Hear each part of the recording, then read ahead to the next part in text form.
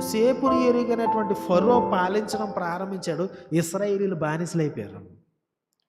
430 సంవత్సరాలు బానిసత్వంలో మ్రగ్గారు వాళ్ళు. ఎట్లాగా? యోసేపును ఎరుగనటువంటి కొత్త ఫరో. ఒక వ్యక్తిని ఎరగకపోతేనే చాలా తీవ్రమైనటువంటి కాన్సిక్వెన్సెస్. ఆ తరము వారందరూ తమ పితరుల యొద్దకు చేర్చబడిరి. వారి తరువాత చూడండి, చాలా విచారకరమైన మాటలు. యెహోవానైనను ఆయన ఇశ్రాయేలీయుల కొరకు చేసిన కార్యములనైనను ఎరుగని తరం ఒకటి పుట్టగా, ఇశ్రాయేలీయులు యెహోవా కన్నుల ఎదుట కీడు చేసి ఐగుప్తు దేశంలో నుండి వారిని రప్పించిన తమ పితరుల దేవుడైన యెహోవాను విసర్జించి బయలుదేవతలను పూజించి నమస్కరించు ఇవన్నీ చేస్తూ వచ్చారు.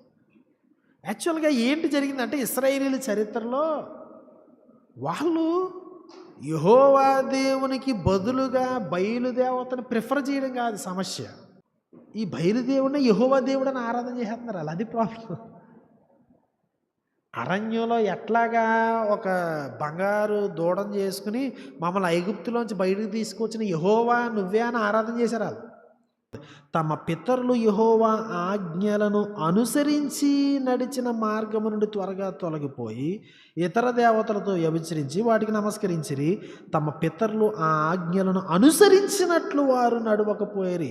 వాళ్ళు అనుసరిస్తున్నారు కానీ వాళ్ళ పితరులు దేవుని ఎరిగినట్లుగా, వాళ్ళ పితరులు అనుసరించినట్లుగా, వాళ్ళు వెళ్ళినటువంటి మార్గంలాగా అనుసరించట్లేదు. వీళ్ళు సొంత విధానాల్లో చేసుకు అదే ఫామ్, అదే లిటర్జీ, అదే విధానం.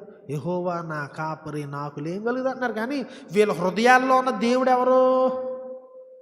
విగ్రహారాధన అయిన ధనాపేక్ష.